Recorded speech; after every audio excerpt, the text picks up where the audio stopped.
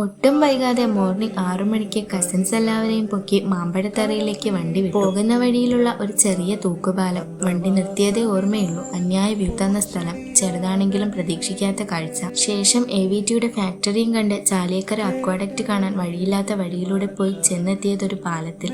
എന്നിരുന്നാലും പച്ചപ്പിനൊരു കുറവും ഉണ്ടായിരുന്നില്ല. ഇനിയാണ് ശരിക്കുമുള്ള കാഴ്ചകൾ. കേരളത്തിന്റെ പ്രത്യേകതയായ ചെറിയൊരു ഓഫ് റോഡ് കഴിഞ്ഞ് വണ്ടി നിർത്തിയത് ചെക്ക് പോസ്റ്റിൽ.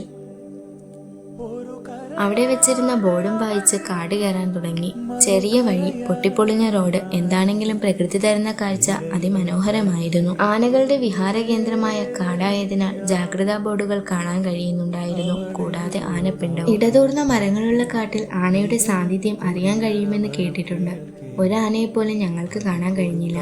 കാടിന്റെ ഭംഗി അത് ആസ്വദിച്ചു തന്നെ അറിയണം. മാമ്പഴത്തറ കർഷക ഗ്രാമമാണ്. തെക്കേ അമേരിക്കയിൽ നിന്ന് നൂറ്റാണ്ടുകൾക്ക് മുമ്പ് കടൽ കടന്നു വന്ന പൈനാപ്പിളാണ് ഇവരുടെ പ്രധാന കൃഷി. ചെറു അരുവികളിലേക്ക് മലയിൽ നിന്നും വരുന്ന വെള്ളത്തിന്റെ തണുപ്പും ശുദ്ധതയും. അവിടെ ഇറങ്ങി നിന്നത് ഞങ്ങളെ ചെറുപ്പകാലത്തെ ഓർമ്മകളെ പൊടിതട്ടി എടുപ്പിച്ചു. മാക്സിമം അവിടെ സ്പെൻഡ് ചെയ്ത് കുറച്ച് ഓർമ്മകളും അവിടെ ഉപേക്ഷിച്ച് ഞങ്ങൾ യാത്ര തുടർന്നു. സ്വർഗത്തിലെന്ന പോലെ ഒരിടം. ആ ഇളം വെയിലിൽ പാകമാകാത്ത പൈനാപ്പിളുകളുടെ ഒരു പൈനാപ്പിൾ തോട്ടവും. അവിടുത്തെ പൈനാപ്പിളിന് വളമിടുന്ന ചേട്ടന്മാർക്കും ഞങ്ങൾ ടാറ്റ കൊടുത്ത് ഓടിയെത്തിയത് തൊട്ടടുത്ത ഒരു നാടൻ ചായക്കടയിലെ കണ്ണാടിപ്പെട്ടിയിലേക്കും അവിടുത്തെ ചായയുടെ സ്വാദിലേക്കുമായിരുന്നു. അവിടെ ലഭ്യമായതും കഴിച്ച് ഗ്രാമവിശേഷങ്ങളും തിരക്കി മാമ്പഴത്തറ വ്യൂ പോയിന്റിലേക്ക്. വൻ വൃക്ഷങ്ങൾക്കിടയിലൂടെയുള്ള കാനനപാത. കാടിനുള്ളിൽ നിന്നും കേട്ട ഒച്ച മിസ്റ്റർ ഒറ്റയാർ. കരയിലെ ഏറ്റവും വലിയ ജീവി എന്ന ഒരു അഹങ്കാരവും ഞങ്ങൾ അവനിൽ കണ്ടില്ല. അവനവിടെ അവൻ്റെതായ ജോലികളിൽ.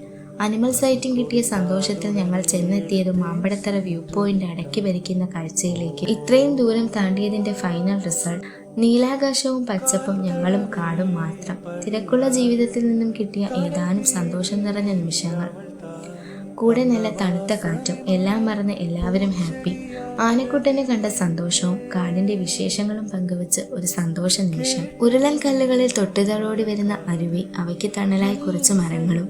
കല്ലട ആറിനെ കീറി മുറിക്കുന്ന തടയണ. തെന്മല വരുന്നവർക്കുള്ള വ്യൂ പോയിന്റാണ് ഇവിടം. ഫുഡ് കഴിച്ചിറങ്ങിയത് ഇവന്മാരുടെ മുമ്പിൽ.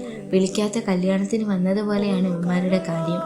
കുറച്ചു നേരം നോക്കി നിന്ന് കയ്യിൽ ഒന്നുമില്ലാതെ കണ്ടപ്പോൾ തന്നെ അവറ്റകൾ ഒരു മരത്തിൽ കയറി സ്ഥലം വിട്ടു. പുനലൂർ തൂക്കുപാലവും കണ്ട് ഞങ്ങളുടെ ഈ യാത്ര ഇവിടെ അവസാനിക്കുന്നു.